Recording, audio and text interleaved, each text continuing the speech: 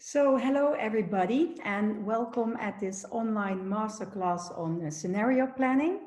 Before we start with our session, there are a few important things that I would like to share with you. My name is Wendy Mertens. Hello.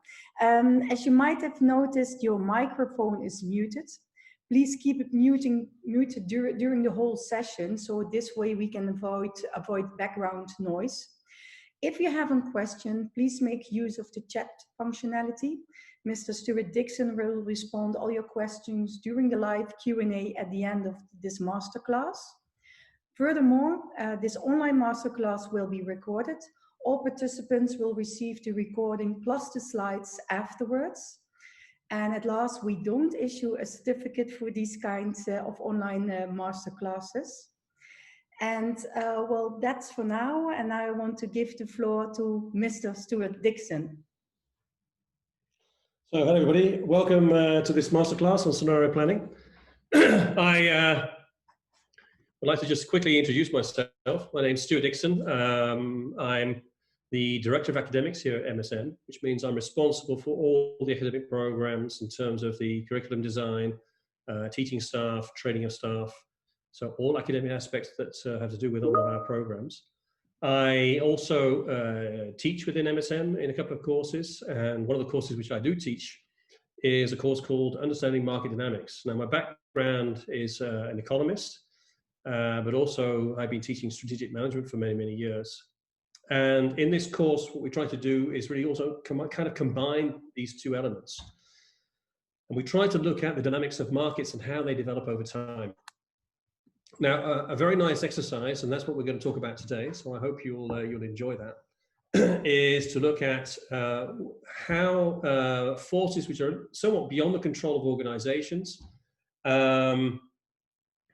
can help us understand where the future is, where the future lies. And you can see here, I've called it scenario planning, predicting the future.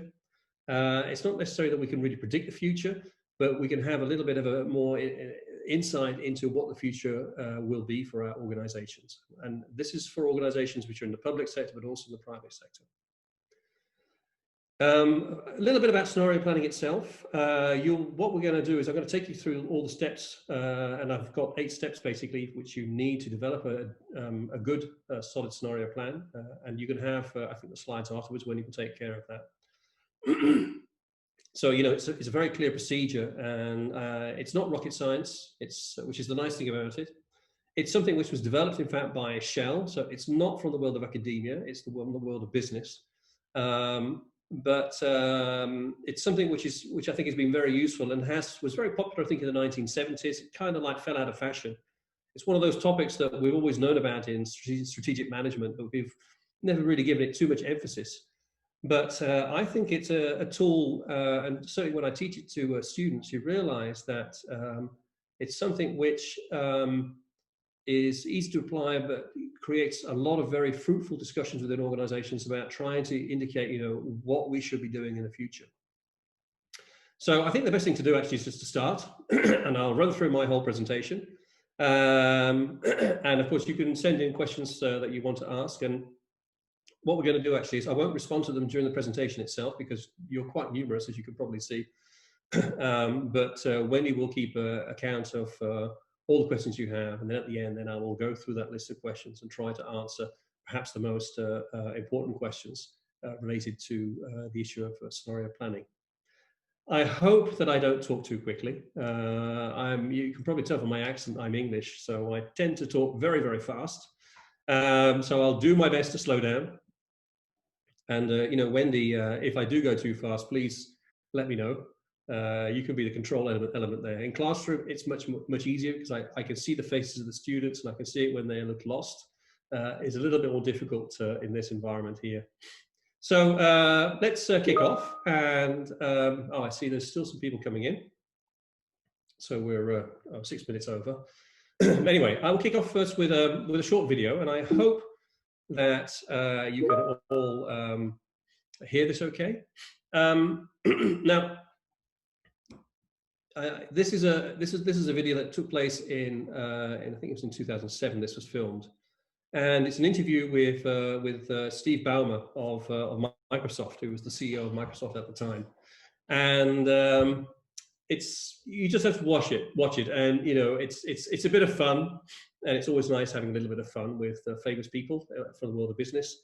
But I think it marks or indicates, I think, some of the problems that you have in trying to predict where the future is. So let's just watch it. And Steve, let me ask you about the iPhone and the Zune, if I may. The Zune was getting some traction, and Steve Jobs goes to Macworld and he pulls out this iPhone. What was your first reaction when you saw that?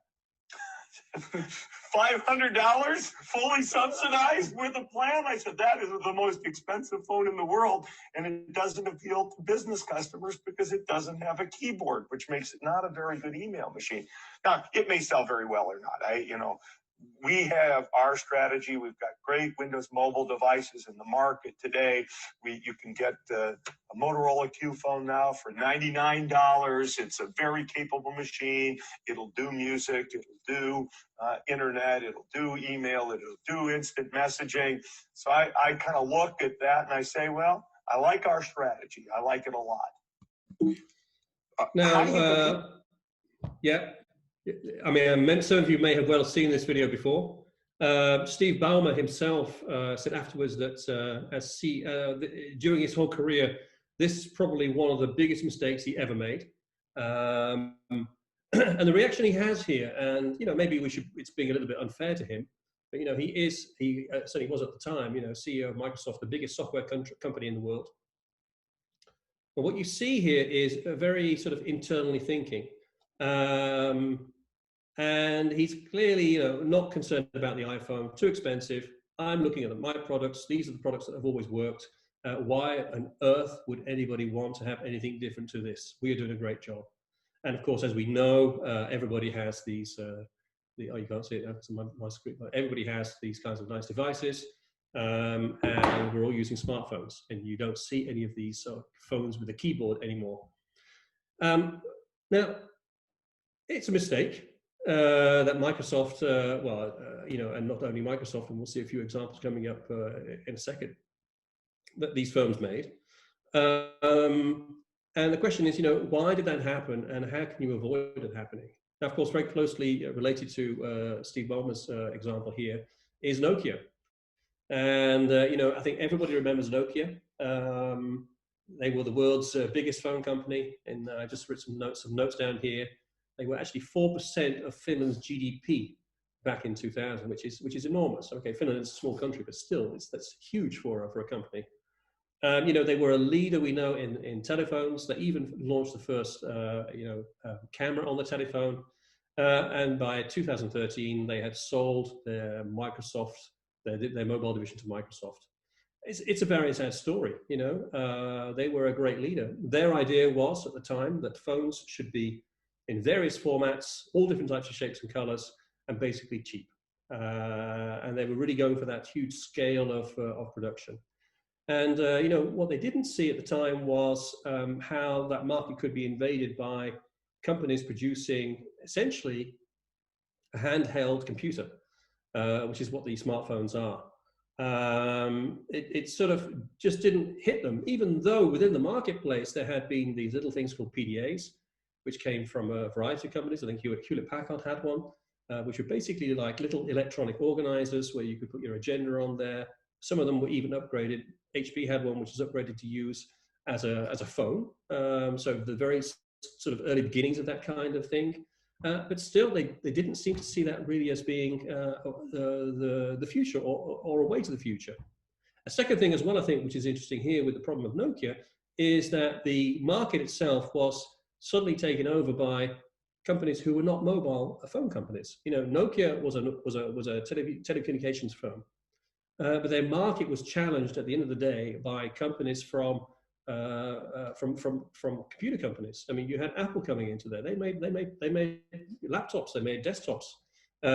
You have these days. You have Samsung, of course, electronics goods producer.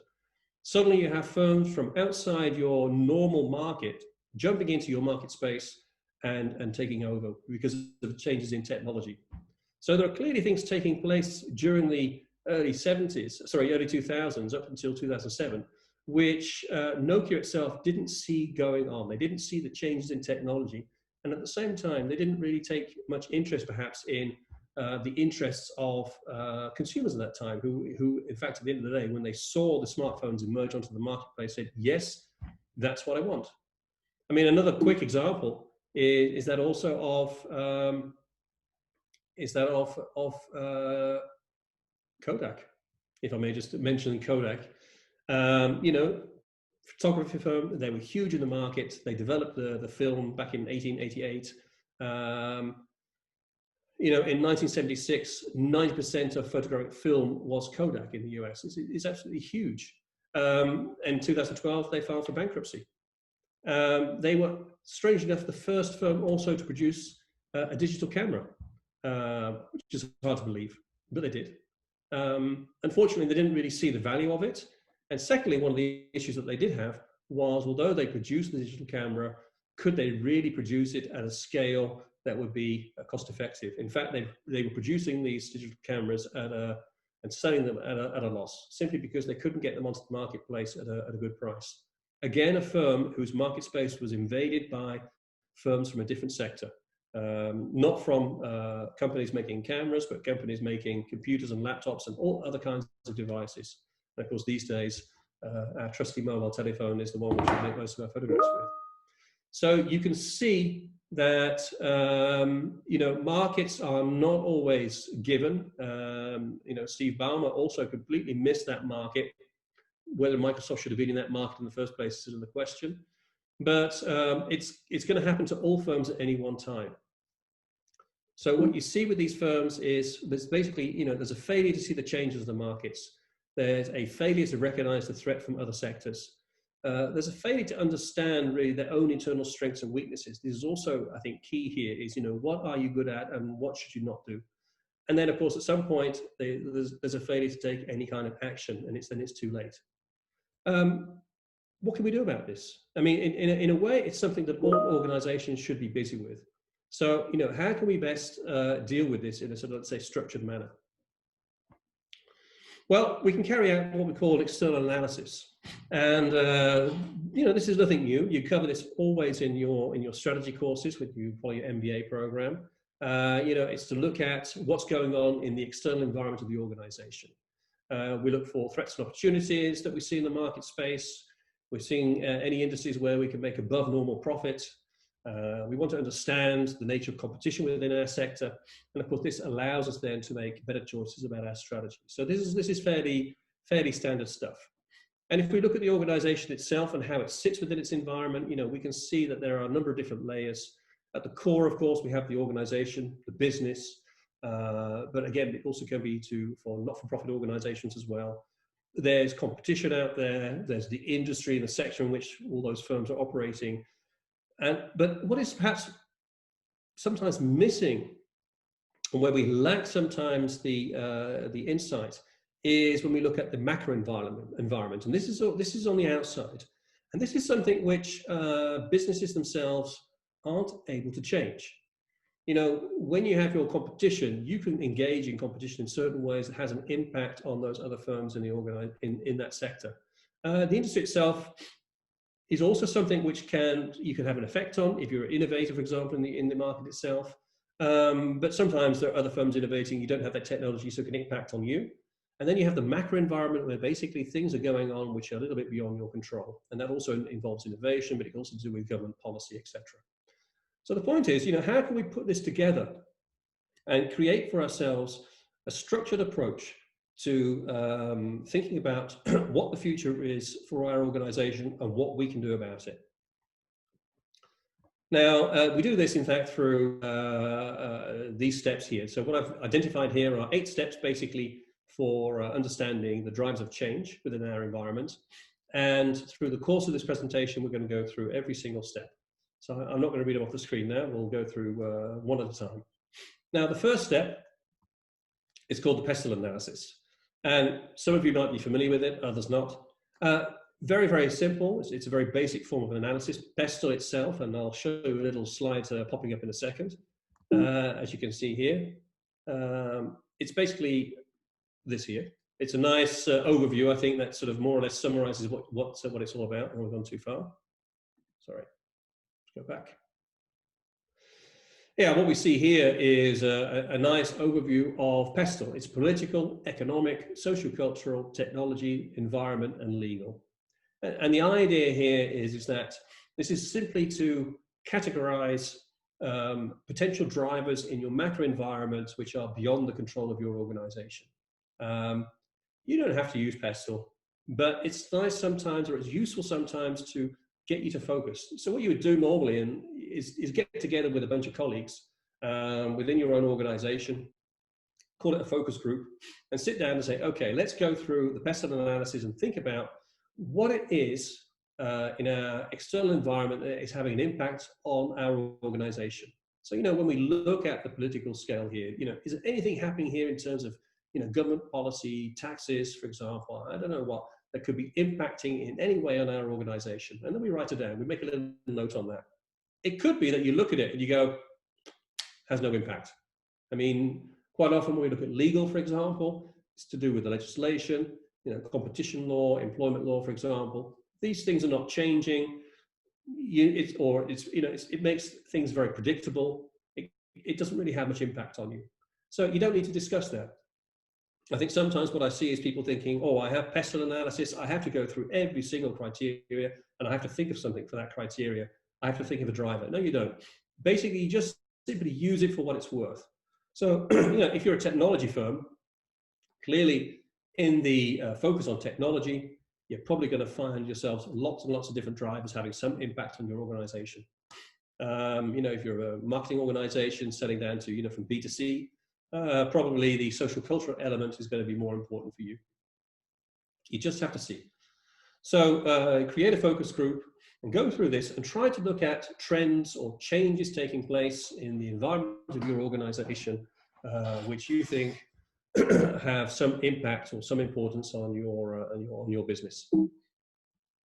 Now I have a little example here, which you saw, I think, a little bit, I think, which is for Nokia. Now I did this very quickly. So please bear in mind that this is not the solution, but it's just to give you some examples to get you going. Okay, so if I look at Nokia and I go back in time, we fly back to 2007, just before smartphones were invented, and we think about the situation of Nokia. Now it's very interesting because I was lucky enough, actually, in 2006, in fact, I was working with Vodafone. We provided a short course for them on training their sort of middle managers. And in 2006, one of the big issues we had with Vodafone was that they basically had bought all the 3G licenses for the Netherlands, also in the UK and in Germany, for using data transfer. So this is the time of 3G. So this all of a sudden is, we have mobility. So the technology now has allowed us to transfer data on our telephones. And before then, you couldn't really do that. You needed to have your computer connected to some kind of network. And 3G allowed us then to be mobile with data. So yeah, all of a sudden now people have their telephone, and they had a Nokia telephone, of course. Everyone had Nokia, or a BlackBerry. That was also very popular at the time because it had a keyboard. And now you could get access to the 3G networks. And I remember one of the biggest issues these managers had was, we can't get people to use 3G. So we bought the license, paid a lot of money for it, and nobody wants to use it. How can we get them to do that? And we had this project, actually, that we ran with the managers to think of ways of getting these people to use or to get their customers to use data, just to encourage them to use these data transfers. And then it was funny, a year later, we had them again in class, different managers, of course. And we were talking about this issue, and then one of the guys said, well, we now have the solution, and he pulled out his iPhone. At the time, Vodafone didn't have the iPhone. T-Mobile had it, and he just went to a shop and bought one. He said, for research purposes. And he said, this is it, this is the solution. All of a sudden now, people, because they have this smartphone, They want data. And then suddenly the whole market of data, exploded. Everybody then starts using the different applications that come with the system. So Apple actually provided finally a solution to 3G. But when they bought the 3G license, they didn't really think about how people were going to use it. That was also the same problem that Nokia had. 3G was there. They had these phones connected, but nobody really wanted to sit there and just try to type an email on their BlackBerry or on their Nokia telephone. It was just too difficult. It was not handy. And so, there was a change in technology. This is what we see, of course, at the time. We would see there's changes in technology. We would see there's a certain convergence in technology. We would see that 3G is coming in. But then, you'd ask yourself the question then, okay, that's fine. But can you then get this onto a mobile device? Is it possible? Well, yeah, the technology was changing so that it was possible. So these are drivers that are taking place around us that we can see. Obviously, Apple picked up on that and saw a niche in the market for it. But other firms, such as Nokia, so BlackBerry to be honest, didn't see this market potential until too late. So what I did here was I kind of put in some ideas about, for Nokia, if they'd carried out this analysis, they would have seen that there were changes in the market and that, something needed to happen.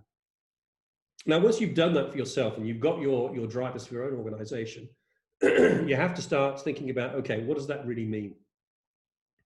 So maybe you come up with about 30 odd drivers. In your focus group, you can have tons of these things. You need to evaluate them.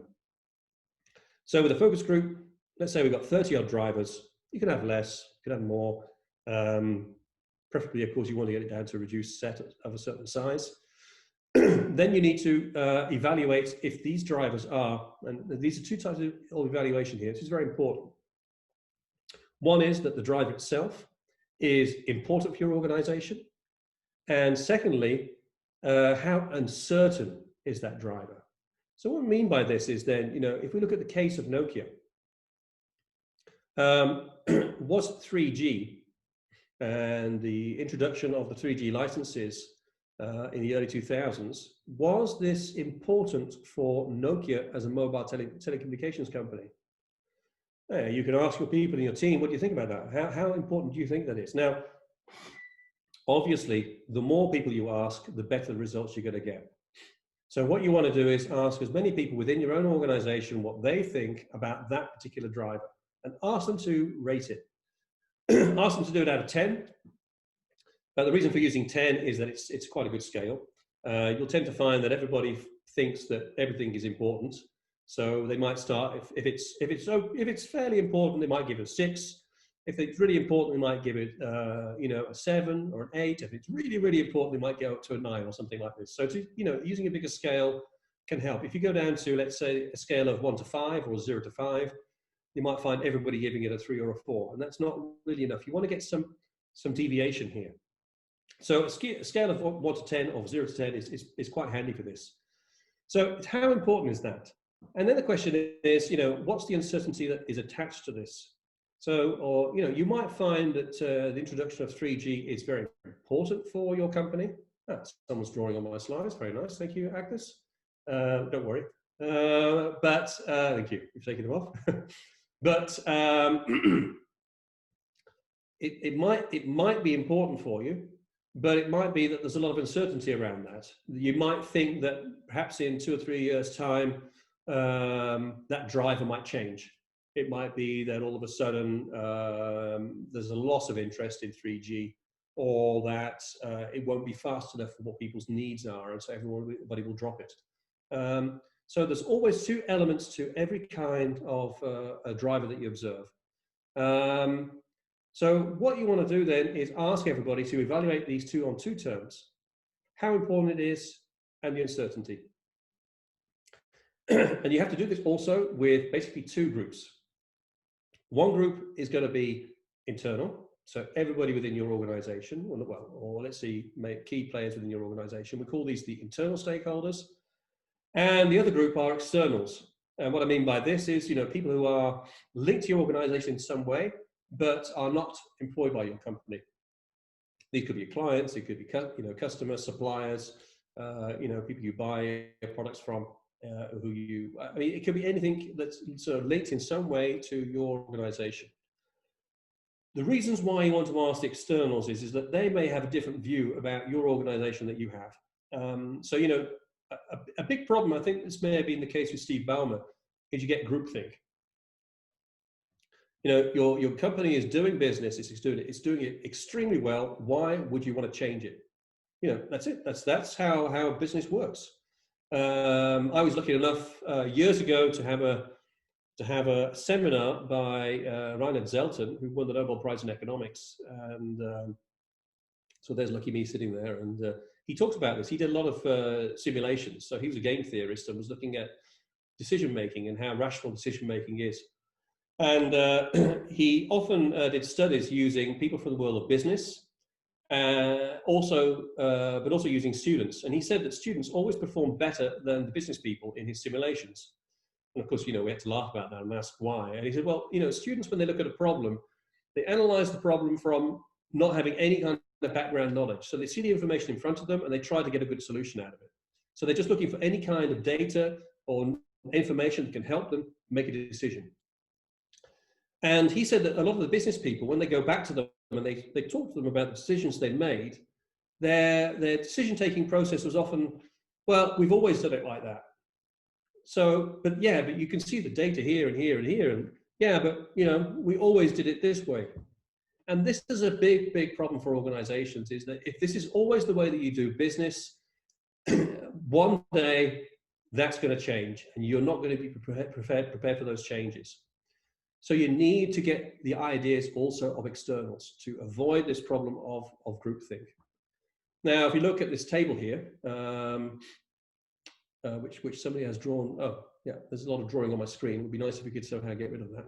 But if we look at this table here on the evaluation of the drivers, we can see here, I've just filled it in for fun.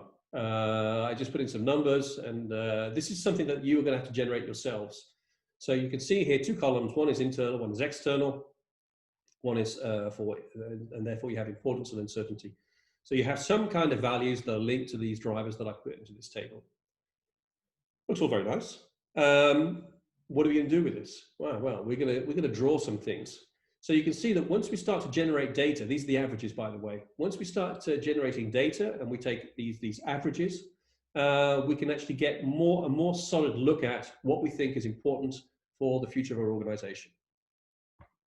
And this leads us on to our next step, which is checking for blind spots. So what you do, of course, is your focus team, is you create yourselves a diagram in Excel. I'll show you one in a second. And what you want to do, of course, is to understand the differences between what your people think and what the externals think.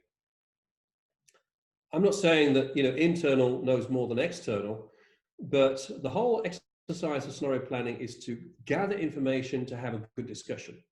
So, you know, as I say, we're trying to predict the future. What we want to do is have a good discussion on where that future might be. So let's gather that information. Let's get the feedback and think about, are we doing things in the right way? Now, what I do is I put this into a radar diagram, and you can see this here. Sometimes they call it a spider diagram. Looks quite nice. You might have seen these things before. And you can see in my little diagram here, I've got a little blue line, which is for internals. That's my company. And a red line, which is for the externals. And you can see that if the externals on the red line is on the outside, it means here, when I'm looking at importance of a certain driver, that the externals have a higher valuation than the internals. This doesn't mean that our externals are right, but it does mean that they differ in their opinion to you. And then the question is, why is that? And that's something you need to think about. So, you know, if you think about, Steve Ballmer, I mean, you know, he did not see the importance. He thought the new technology that was there for a smartphone was not important. No one was interested in this. Maybe if he had asked a few externals, like, for example, some of his clients, they might have said something different. And then the question would come up, of course, within Microsoft is, okay, so do we need to consider this? Let's talk about it. So the whole checking of blind spots is really important for getting, let's say, a clearer understanding of, you know, what's important for my organization, and what we can do about it. Oops, no. Just want to go back a little bit this way. So I also did a little diagram here, which is for the internal and external analysis looking at uncertainty. In this case, the idea is that uncertainty, when it's high, you give a high number to it, okay? So just to make sure you got that right. So you can see here, for example, I've added, I mean, of course, I put this data in, so I just made it up. But I hear that mobility, the need for mobility, was evaluated higher by the externals than internally within the organization. So that kind of like gives us a little idea on areas that we need to focus on. So this is looking for blind spots, things that you didn't pick up within your own organization. Now, what do we do when we have this data? Now, of course, we have to discuss this. So when we look at the blind spots, we get together in our focus group, and then we say, okay, we need to change maybe some of the values that we have, okay? And that's going to change maybe some of the drivers that emerge from our analysis. And the analysis, you're going to see it in the second step, which is when we look at the importance and certainty grid, or the IU grid. Now, the IU grid itself is when we put that data together.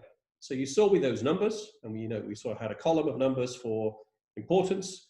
We had a column of numbers for uncertainty. And basically, we can plot that now in a scatter plot. So we can put it into a nice little diagram. All of this can be done in Excel, so it's not rocket science. It's pretty straightforward. And what you do then, of course, is you try to look at the data. Now, the diagram itself, let me just quickly show you here. This is this one here on the next slide. On one axis, we've got importance. On the other axis, we have uncertainty. And in the top right corner of the diagram, this is the place we're interested in. The reason why we're interested in this is that these drivers that are going to appear up here basically are the ones where they are important for us, but we have no idea if that's going to happen or not. So there's a lot of uncertainty around it. If there was a high certainty about things happening, so for example, if we say that mobility is important, yeah, sure, for a mobile telephone company, it's important. But if there's a very high certainty about that, yeah, we know what to do. We know people want to be mobile with data. Yeah, okay. So let's prepare for that. That's not a problem for us in our planning of the future. We know what that future is going to be. So our futures are always about things for us which are uncertain. Of course, there could be things which are uncertain. Let's say the legal environment, regarding 3G licenses. You could say that maybe there's a high uncertainty about changes in that area. But, well, that actually would be very important. But there could be other areas you could say about the environment, for example. There's an environmental impact of using or buying mobile telephones. Let's say they use a certain type of battery, the lithium battery. When these things are thrown away, it's not good. Maybe there will be some kind of legal action against us. The uncertainty of that is very high. Is it important? Probably not. So you don't care about that either. What you care about are those things which are important and have high uncertainty. Always keep that in mind. Now, if you think about the data I showed you in the previous table, I tried to plot that way. I did it. I plotted it and I put it into my nice little scatter plot here. So this is basically from Excel, so easy to do. And I've just plotted everything and I added this little blue curve. The curve itself, obviously, you could move it around. So I've placed it there. Maybe I could place it a little bit more to the left. This is a discussion point. It's not saying that these are, this is the place it should be. It's always a case with scenario planning is that you want to get information that you can discuss in your focus group. So have a look at this diagram, and then, with your team, you say, okay, what we can see here is, for example, speed of innovation and ability seem to be very, very important elements here. Okay, maybe if we move the curve a little bit to the left, we might pick up on, trade deals, for example, could be a problem for Finland being a small country. We could look at convergence. That could also be something that we want to pull into the analysis. But again, these are things that you want to discuss with your colleagues. But the important thing is that from this diagram here, you can then see immediately which of the drivers are important for you. They're important and uncertain. Okay, and that's crucial for any kind of scenario planning. Now, the next step is once we have our drivers, is that we want to get really to the core of these drivers. So what's really pushing these things along? And that's the next step, which is on the key driver mind map. So what we see here is we're going to try and group together our key drivers. I mentioned, before, I think I had about 8 key drivers, 8 drivers in total here. You might have 30 odd when you're an organization, but you'll probably notice that when you're looking at these drivers and after you've evaluated them, that some of them actually are similar or are related to each other. So they might have an impact on each other. And there's nothing wrong with this, but this can also help you in shaping, let's say, the key drivers that you have. Now, I show you what I mean. I think that a mind map sometimes is perhaps the easiest way of understanding this. So I made a very, very basic, very simple mind map here. And what I've done is I just added a couple of the drivers that we had before. I put in some new ones, and I've tried to build up a kind of a relationship. So, speed of innovation is related maybe to trade deals, to scope and scale economies. It could be related to regulation. It could also be linked to the increased performance of microprocessors. On the other hand, we have the need for mobility. Yeah, this can be linked to working from home or the emphasis on working from home. Increase the usage of dispersion of computers throughout society, social media, for example, that we're getting more interlinked. Early 2000s, sorry, was, very much about Facebook era growing and started to become a phenomena. So, there are a number of things going on, and these all have an influence on the need for mobility, or let's say the speed of innovation that we have within our environment. So these mind maps are a very useful tool for getting with the drivers and trying to say, okay, well, actually, quite a few of them overlap with each other. A second thing that you do with this as well is that you look at it and you go, are they actually connected? Because you cannot have 2 drivers which are linked to each other. So it's really important that when you've done your analysis, that any of the drivers on, let's say, on this side, these cannot be linked to drivers on this side, okay? If, for example, environmental regulation is somehow linked to the increased use of computers in some way, or decrease of the usage of computers, if there's a link between these two, then we have a problem. Because then these 2 key drivers that we have determined are no longer independent of each other. And that when one goes up, the other one might go up or down. And we don't want that. We want them to be completely independent. So again, this is a very, very important stage of discussion in your focus group to try to iron out all those problems. Okay, so again, you can see a lot of discussions going on here, but they really must be independent. Now, once you have that, then you get on to the fun bit. And this is actually to start developing your scenarios. So once you have your key drivers, move on. Then we move on to what we call the scenario planning. It's at the last stage. So it took us a while to get here and a lot of discussions. And now we have to construct our grid. And basically what we do is we take the 2 drivers and we simply put them into a 2x2 matrix. And maybe the best way of explaining this is not to write about it, but to show it. And here we go.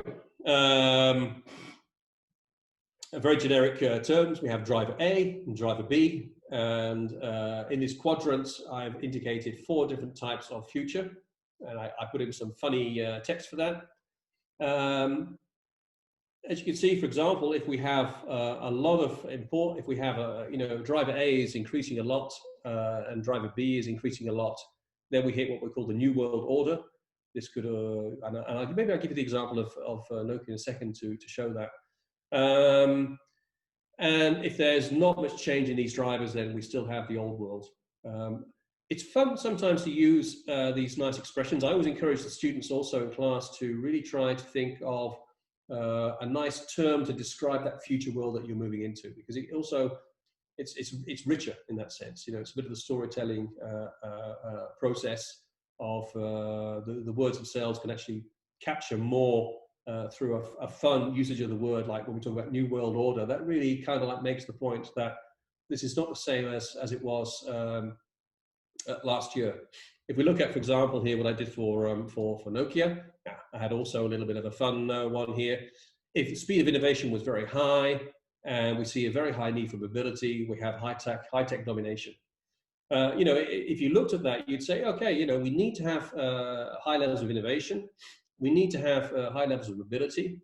The firms out there doing this kind of thing that have the technology for that, in fact, are these high-tech firms. And we saw that they came into the marketplace not only with smartphones, but also in terms of replacing cameras and knocking off Kodak at the same time. So I call that high-tech domination. On the other hand, maybe you say neither of these is likely to develop in the future.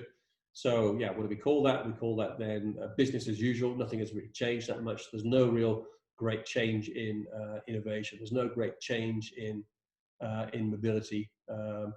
So yeah, we're stuck down at the bottom corner here. And then we have other alternatives.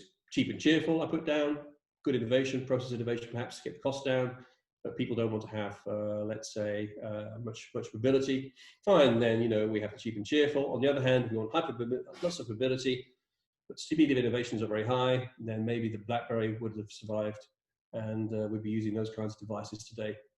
The point of this is that again, it's a good area for discussion. It helps you think about the types of future worlds which your organization could be in. And I did this, quickly and a bit of fun by myself. But within your own organization, of course, you can make this much more precise. What's also to remember is that this is just one scenario matrix. And I think in any organization, you're going to have many of these. So, just choosing maybe two of these sort of like key drivers is going to be too limiting. It's not a problem, choose more. And you create more of these matrices. There's nothing wrong with that. What you want to do in any company is simply, maybe you do this once a year in your organization, get your team together, carry out this kind of analysis and just come up with, in 1 or 2 days, you come up with lots of future scenarios. It's basically to get ideas on the table about where you could be, to make sure that you're keeping your eye on the ball and thinking about, potential issues that might arise in the future. So don't limit it just to one, go for 2, go for 3, whatever that might be. Now, the question, of course, is that when you have this nice scenario matrix, you want to know, you also have an idea in your mind. Okay, where is my company going to be in this framework? Are we going to be up there in the top? Are we at the bottom? Can we get any insight into where we might be? And this is the next step in the analysis, which is called the tipping points. So what you do is, in fact, you look at the drivers that you've been thinking about, all the drivers that you had. You can go back to that mind map as well and look at that. And try to think about which of those drivers perhaps is the most influential, or which driver can you measure in some way to get some kind of idea about where the changes are taking place. Is there anything out there that's sort of quantifiable? We talk about the mobility of people. What does that mean? Do people want to be mobile? We did mention that it's about also how much people use computers. The more that you use a computer, the more that your data is on the hard drive or in the cloud of a computer, the more likely you're going to pick up your smartphone to access that data. This could be an indicator. So, you might then choose as an indicator within your organization, let's say the increased usage of, let's say, computers within a society, for example. I'm just throwing that in. But you need to have things that can be measured. So that, at the end of a year, you can look at, or even during a year, you can look at some of the changes taking place of some of those drivers that will give you some sort of estimates or some ideas in, we're going in this direction, we're going a little bit left, we're going a little bit right, we're going up, or going down, so that you have an idea on the kind of future that might be emerging for your organization. So these are what we call the tipping points. And it's extremely important because this also is, if you do this properly, you can create a kind of dashboard system for your organization to give you early indicators of where markets might be going. Okay, the last step, of course, and that's the strategy part, is to say, okay, once we have a clear idea, or we have an idea on the kind of future that is ahead of us, what are we going to do next? How are we going to meet the needs of that new market? If you're in the case of Nokia, for example, you say, well, okay, if we predict the future being a smartphone, what are we going to do? Can we build a smartphone? Can we compete with Apple? Can we compete with Samsung? Is it really a market for us, or should we do something else? This is something you need to discuss also within your own businesses. I give you an example of a firm that you all know, IBM, very quickly. I don't know if IBM did this kind of analysis, but IBM took a big change in its strategy, I think, as many of you probably know. And that's the next couple of slides here. Very, very quickly, they just run through IBM as a kind of like as a post note really to this presentation. IBM itself was big blue. You know, they had a lot of they were back in the 60s. They were huge with their mainframes. They still have their mainframes. They moved then into the PC market when PCs started emerging in the 80s. They defined basically the PC itself as opposed to the Apple Mac. But things started to go wrong. What happened was, of course, is that they didn't realize that you put together a few PCs and you have a mainframe, or you have something similar to a mainframe. They didn't see that their marketplace was going to change.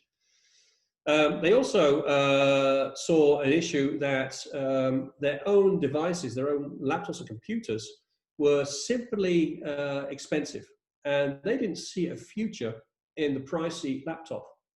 Kind of strange these days, of course, when you look at the Apple, and their laptops are very expensive. But I think at the time of IBM, back in the 90s, cheap and cheerful was really the way to go. So when Louis Gerstner came into power in IBM, what he did was he said, okay, I don't see really a future for us within the PC market. So he moved out of a market which he was a dominant player in. Of course, they created the PC. Everyone copied their format. They had the most expensive type of laptops. They sold, of course, to Lenovo, also still expensive laptops. And they moved into a different sector. I think for me, what's important about this story is that sometimes you might look at the future world environment in which you're in and say to yourself, we can't survive in this market, so we're going to do something else.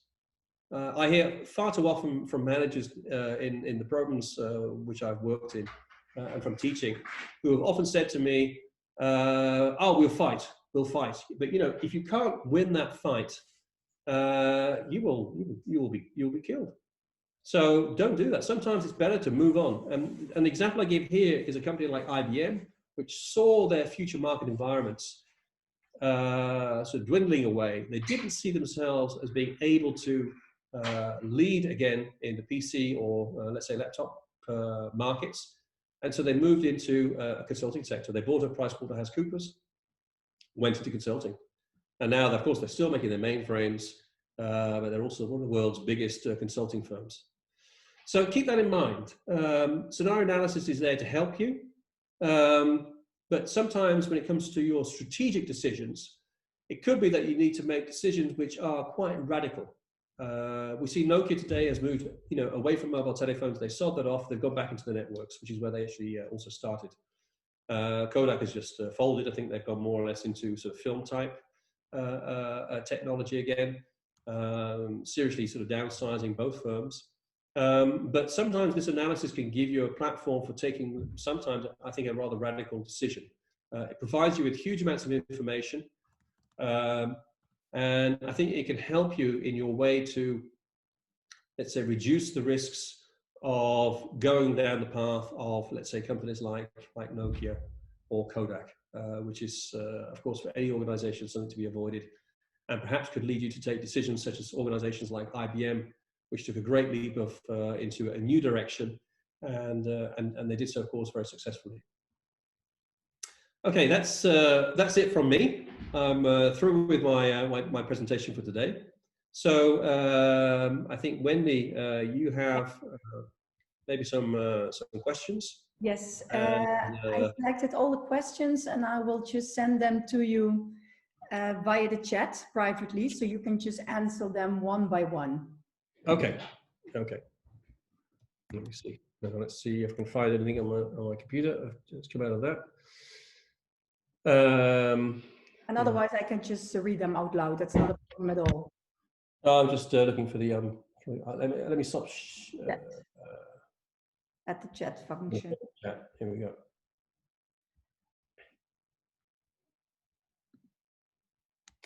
All right. That's a big long list. Shall I just read it out loud? Perhaps that's more convenient for you. Yeah, okay. Yeah. Okay. Well, the first question is from Ardinasha. I have a question. How we cope up today's situation, since everything is changing, and how the way we work, the way we manage event and education, and so on.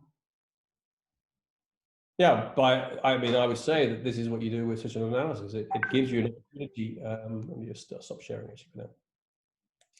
I think I would say that this is what you need to do. Things are changing a lot, but then have a discussion on it. You know, scenario planning won't necessarily give you the solution, but it will help you think about what's going on in your environment. So, you know, we had a lot of discussion on this also within MSM these days. You know, we see a tremendous amount of uncertainty regarding education. And so, you know, we are now also investing in virtual classrooms. Also, we're looking at how to record classes more efficiently, creating kinds of, let's say, video libraries of courses, because we know that the future for us, at least for the next at least 6 months and probably until summer next year, is going to be this. So we're trying very, very hard now to look at different approaches to educating. Okay, well, thank you. Then the second question, I am interested to know from you the possible ways forward for Nepal after new normal is there following this ongoing COVID-19 pandemic. It is primarily an agriculture-intensive country with lots of potential in mountain tourism and jungle safari. Yeah. Yeah, I mean, that's a tricky one. I can't say, I don't know too much about Nepal, I'm afraid, but I mean, if you're highly dependent on tourism, it's a very difficult sector at the moment. And I mean, I have no solutions, I'm afraid, for tourism. One of my former MBA students, he's also in tourism. He was manager of a sort of like a 5-star hotel in Amsterdam, and they've just closed it. And he was saying to me as well, you know, you realize now in this kind of time that tourism is extremely sensitive, because it's all dependent on the ability of people to travel. And if people can't travel, then it's the end of your business. I mean, in general, we would say strategy is that diversification of your business is important. But yes, organizing tourism when people can't travel, I mean, what other industry can you get into? But usually diversification is the best solution for any kind of organization. In your case, I think that might be different. I mean, you might need to think, it depends on who runs the tourism, but as a country, you know, they would want to maybe diversify their activities, and you get into businesses where they are less reliant on tourism. Tourism is always a very tricky business to be involved in. Okay, then we have another question. What do you think is the key reason Motorola and Nokia could not continue crashing on the market potential in the cellular industry? Sorry, Nokia and you said? Motorola. Motorola. Yeah, I mean Intel. I don't think Motorola's. I mean, they could not compete. Intel is the main chip company. And I know that Apple used a Motorola chip for a while, and there are lots of chip firms out there. So Motorola is also making chips for other types of for various devices. But you know, to be honest, Intel is the key player when it comes to computers. I mean, Apple's now, I just said Apple's also bought up a chip company recently, and going to start producing their own chips. But the chip market itself is a very tough market for itself, and you know, you need scale, and you need to be making chips for a huge range of different devices. And if you're not doing that, you just simply won't make the you won't get the scale or scope economies that you need. Okay. Another question. Instead of PESTEL, the matrix, can we also use a risk matrix? You can use any kind of matrix you like. It's I mean, PESTEL is not. It's just a way of categorizing information. The approaches you take are simply. It's what you want to do is structure things a little bit. So when you're looking at the macro drivers, what's crucial here is that these drivers are covering everything that your business is into. So what I like about PESTEL is that it's more or less covers all the bases. But it's not the only way of thinking. But at the end of the day, you don't really care whether your drivers are under economic or under legal or environmental. It's just a starting point. And I think that's the most important thing. What you want at the end of the day is to have a set of drivers that really has an impact on your organization. Okay, thank you. Should the PESTEL be done after segmenting the market or just with respect to the company resides? I mean, it's actually a good point about market segmentation. I mean, it depends a little bit on your market. The danger of segmenting it and then doing PESTEL is that you might miss things. And that's something you want to avoid. And you see that, for example, if you look at the mobile telephone market back in 2007, was that the competition did not come from within the mobile telephone market. So you know, the competition came from outside. I mean, Apple was not making mobile telephones; they made one. They make computers. You know, Samsung as well. So, you know, suddenly you have firms jumping into the marketplace that come from very, very different backgrounds. So sometimes it can be dangerous. So what you want to do really is try to think as broad as you can.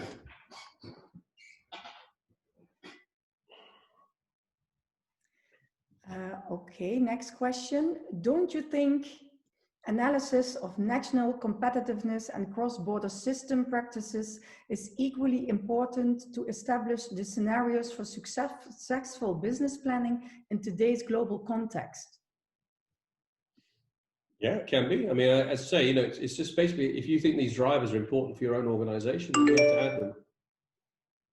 I mean, if you're a regional player and everything is regional, then maybe not. But you just need to think about, you know, what is important for you. What's having an impact on your business. But keep in mind as well that these are things which are beyond your control. So drivers are always things that you yourself can't actually control. They are given.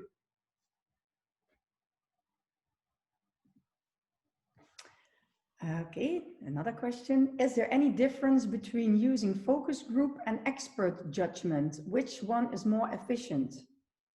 Yeah, same thing really. Yeah, it's just a term. You can call it a work group, focus group, experts. Doesn't really matter. Okay. Then we have another question. Is scenario planning a part of marketing management or strategic management? Both. Okay. You know, scenario planning is everywhere. I teach it in a course on entrepreneurship. Is it part of strategy? Is it entrepreneurship, marketing? I mean, it doesn't really matter. It's just a tool. Okay, next question. Can sometimes the restrainers to serve as the powerful drivers? What do you think? The what? The restrainers to serve as the powerful drivers. What do you think? I don't understand. I'm not sure what restrainers are. Restrainers, no. Performing scenario planning without performing industry and company specific financial analysis may be a superficial work only. Ultimately, what we need is the return on investments, which again should be equally competitive in the local and global arena. Yeah, but you need to think about strategy first. I mean, you know, if you just say because that then also is limiting, you know, what you're going to do. You know, you might come up with a scenario planning and say, well, you know, we need to be in this top right corner. And then the CEO says, okay, but we can't afford to do that. Okay, so what are you going to do? You got to do something. Sell the company. Because if that top right corner is where you need to be and you can't get there, then you better think of something. Otherwise, it's an end game. And that could be the solution. It could be. I mean, IBM, what did they do? They sold. They sold their PC division.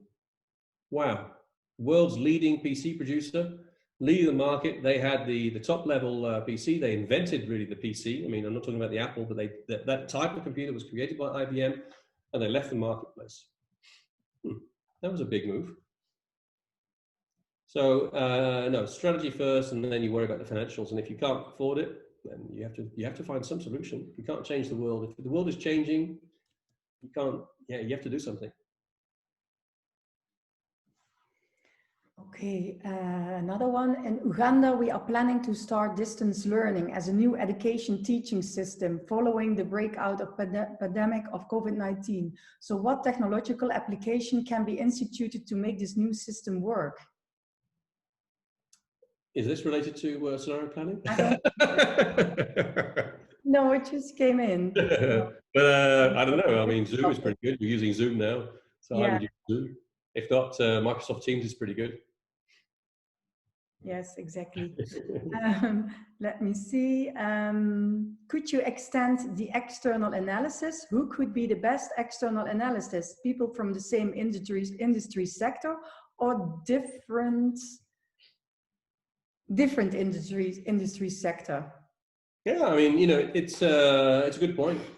I think with your focus group, you need to discuss that. How far do you go?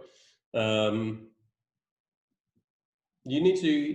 I mean, obviously, you know, if you're in high tech and you go and ask a coal miner about the high tech industry, he might not be able to give you any kind of valid comment on that. So you want to have feedback from people that might be able to give you some valid information. So, but discuss that with your team. I think there's no real rule. I mean, normally it's stakeholders, so people who are in somewhat related to the business itself. But it's a discussion point for the focus group. Okay. Extracting different futures methods through the cones of plausibility since the start of the fourth industrial revolution has changed. Now we need lots of data. We made a change in the model. Do you think it was necessary?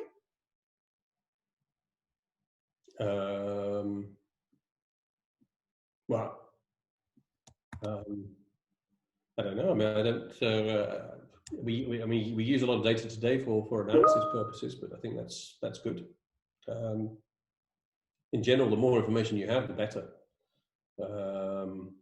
And we have today methods, of course, which allows us to compute data, which they didn't have, of course, 200 years ago. So I think we have a much better understanding these days of how the world functions and how it works. The biggest problem, of course, is that everybody has access to this. Everybody has access to the same data, so it creates also a level playing field. But you need to be up to date on this.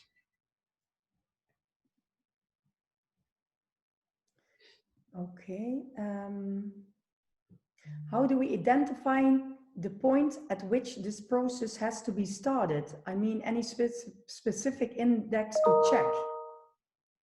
Well, I think, you know, it's something that you can do every year for an organization. Depends on the size of the organization, but it's a nice workshop to do, even if you, yeah, I mean, it's a nice workshop to do with internal staff. It's fun. And what does it take? A day? Maybe you organize a day when you say, okay, everyone get together, we're going to do scenario planning day. and you get everyone to sit together and think about, potential futures for their organization. And, capture that information there.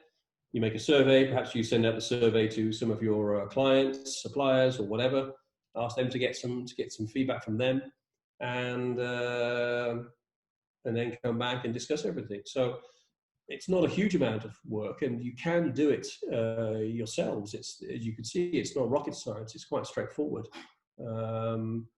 So yeah, I would say that any company should do this. It's just a good way to, even if you don't do anything with the data that you've got, it's a good point for discussion, and it's a good way of educating yourself about what's going on in the marketplace.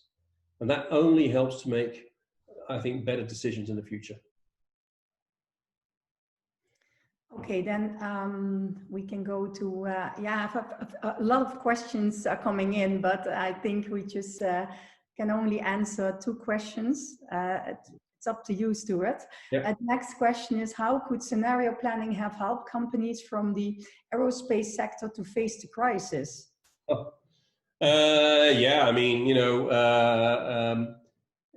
this, I guess in a way, this was completely off, this was not there.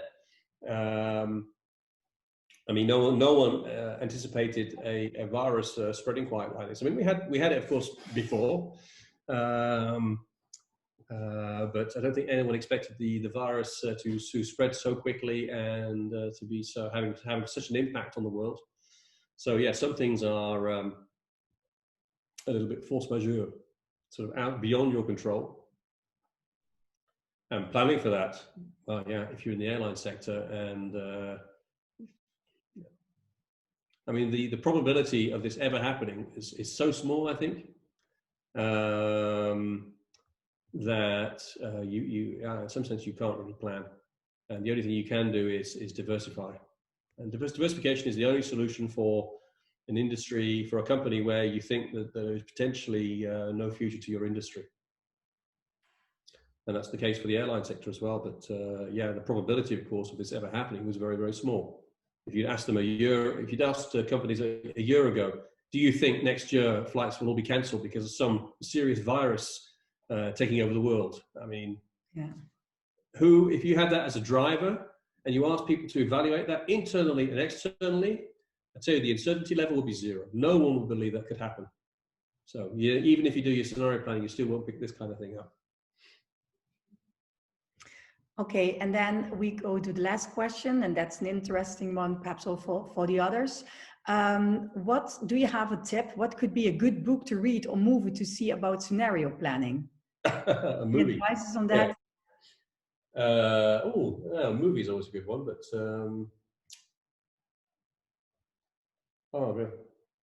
well, I mean, articles, there are some, and yeah, I mean, I can send people the references to some of these articles that I use in my courses, so that's no problem. I have to look them up. But a movie. Yeah, a good book or a movie. A movie is always a nice one, but then you have to get the right one.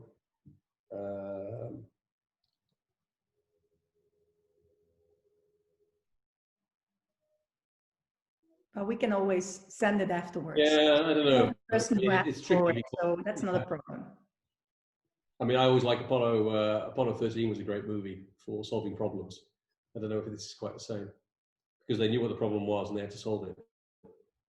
What I liked about that was strategy, because when you're, and that's also I didn't really talk too much about that in the presentation, but that's something which is very important. Is that the last phase is that when you have an idea on where the future might be, is that you have to prepare for it in some way. And so how do you prepare for that future? And so it's maybe important for organizations to have certain capabilities which allows them to be a little bit more flexible. Now, I don't know if the Apollo 13, they had thought about this, but luckily they had a lot of stuff on board that they could use to keep these 3 guys alive to get them back to the Earth on time. And somebody mentioned here, I, Robot was a good movie. Yeah, it was also a good film. I don't know if there was much story planning in that one. But I think they call this dynamic capabilities. This is within any organization, is what you want to have is I think a dynamic capability. And this means that you have to make your organizations flexible in some way. So look for ways of increasing flexibility. So, you know, if someone says, oh, you know, if you do this kind of scenario planning and analysis, and then they say, yeah, well, we can't do that, not impossible. Why is it not possible? What could you introduce to the organization to create that flexibility? So maybe it's in terms of the tasks that people have. Maybe you give them more time to think about these kinds of things, or you have more flexible type of tasks that people have, so that they can move into other activities. So I think this is something that, yeah. What kind of film? I don't know. I don't think you make a film out of scenario planning. It would be that exciting. Well, in the meantime, a lot of people have sent in some suggestions for movies. So yeah, we see. Yeah. Yeah. So that's good. Well, I think it's a good one. yeah. Okay. Well, there are still a lot of questions coming in, but yeah, I'm afraid I have to go. Yeah, exactly. So, well, to all the participants, thank you for joining, and we hope to welcome you again in our next online masterclass on Thursday, 12th November, on the topic wage negotiation. And Stuart, thank you very much for this inspirational hour. Okay, thank you very much. And one last thing, I saw it. Somebody put this in. This is from Salim, and he put in The Big Short. And so thank you, Salim. I think you're right.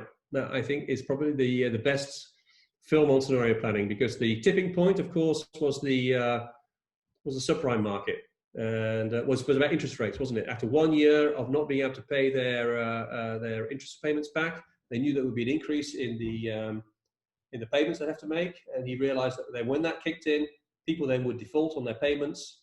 And because the housing market was not increasing in terms of value, they wouldn't be able to sell their houses, and then the whole market would crumble. So very good. So watch The Big Short. That's a good one. All the best, everybody. Bye-bye.